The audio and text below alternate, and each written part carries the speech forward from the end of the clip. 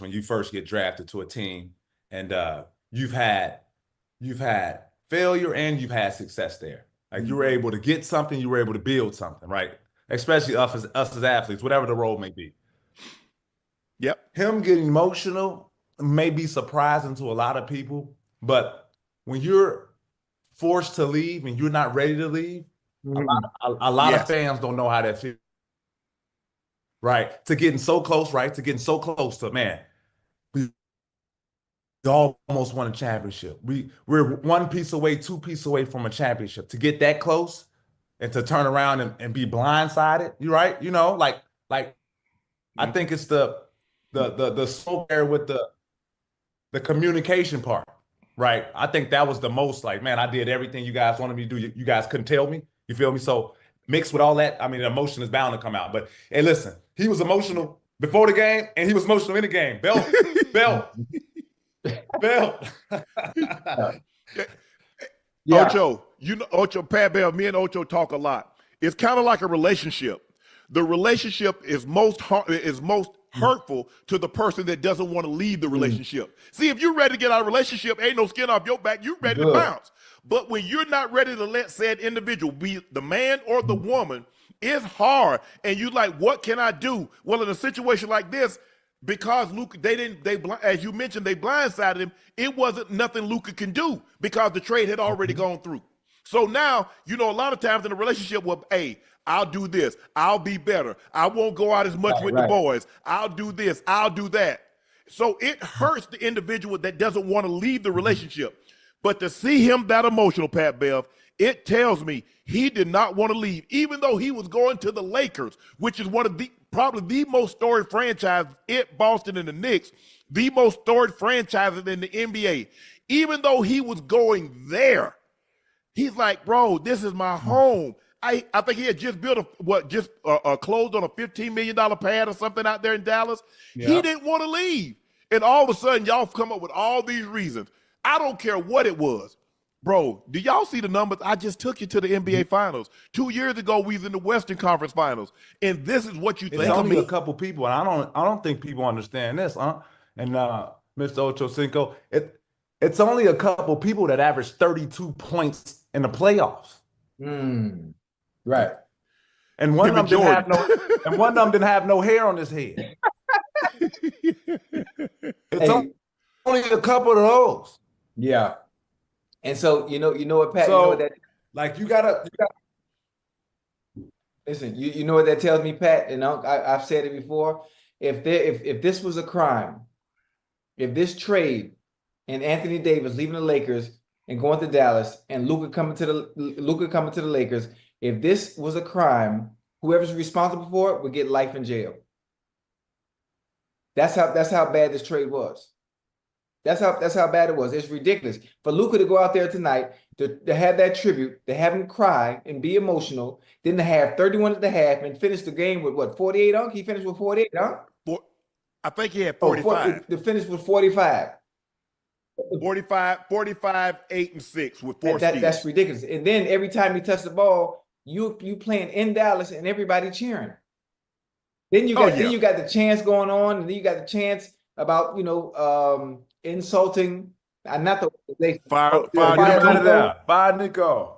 Come on, man. It's ridiculous. It's ridiculous, man. And it's criminal the fact that this even went through for a player of that caliber, just based on some personal thing that they didn't see fit and giving him the type of money he was going to get in a year or two.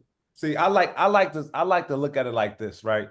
We've all seen the stories of when a player leaves and you see fans burning jerseys, right? Yeah. You see fans. You got to put security outside. To be an athlete and to see the opposite of that, to see the fans gather together around the athlete, right? And kind of go at the top management, it's refreshing. Right. You feel me? I wouldn't say it's fair. I just say it's refreshing. This is what's being reported. According to Tim McMahon of ESPN, team sources have said trading Luka will likely cost the team 9 figures, hundreds of millions of dollars over the next few years. This season, the Mavericks are expected to lose millions due to the dwindling crowds, plummeting merchandise sales, and sponsors severing ties with the franchise in wake of the trade. Numerous fans have canceled their season tickets, and the Mavericks appear no closer to making amends with the fan base than they have deeply hurt this season. Well, it's impossible to repair that in a because you can't get him back. It's impossible. You can't get it back because you got to think about it. This is the biggest trade because we've never seen a guy this young, this talented, that didn't ask to be traded to get traded. Querim asked to get traded. Shaq left. There have been other guys. LeBron moved, KD moved, but to trade a guy at 26, averaging 28, 8 and 8, averaging 32 in the playoffs, and you moving.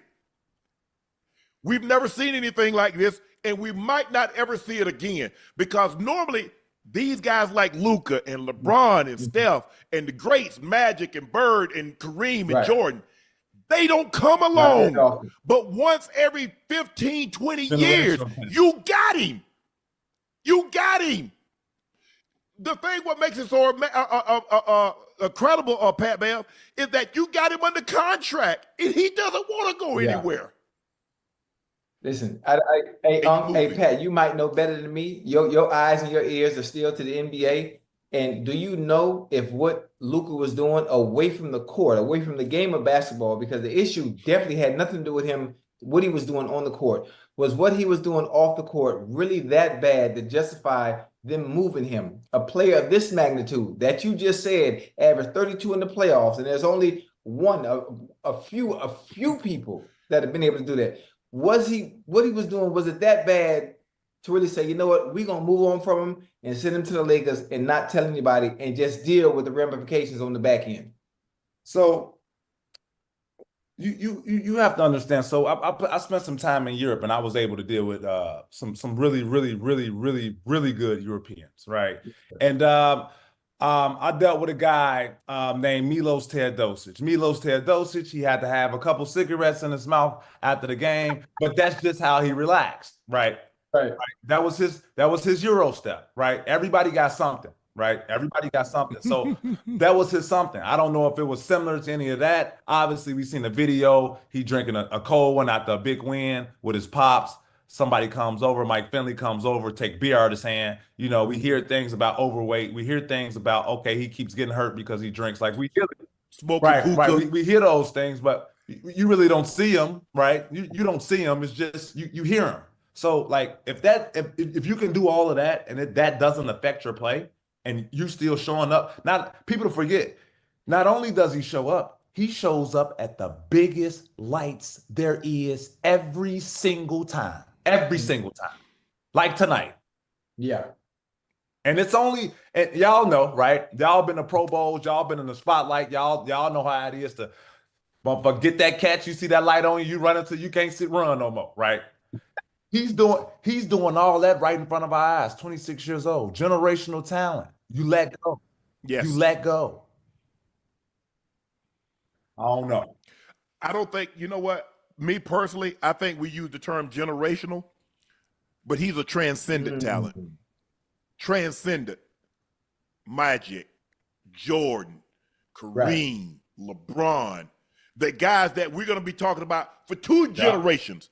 So our kids gonna be talking about this like, hold on, wait a minute. I mean, the guy had a 60 point, 20 rebound, a 10 assist game. Gives you Dragan Petrovic. He got what? Yeah, how many? Like he's got like what 40 point games now. It's crazy how great he is. I was telling Ocho, Pat Bell, when I first got in the league, guys used to smoke all the time. I saw Greg Town with the Raiders at halftime. He outside sitting on his helmet smoking a cigarette. I'm like, is this really happening? Yeah.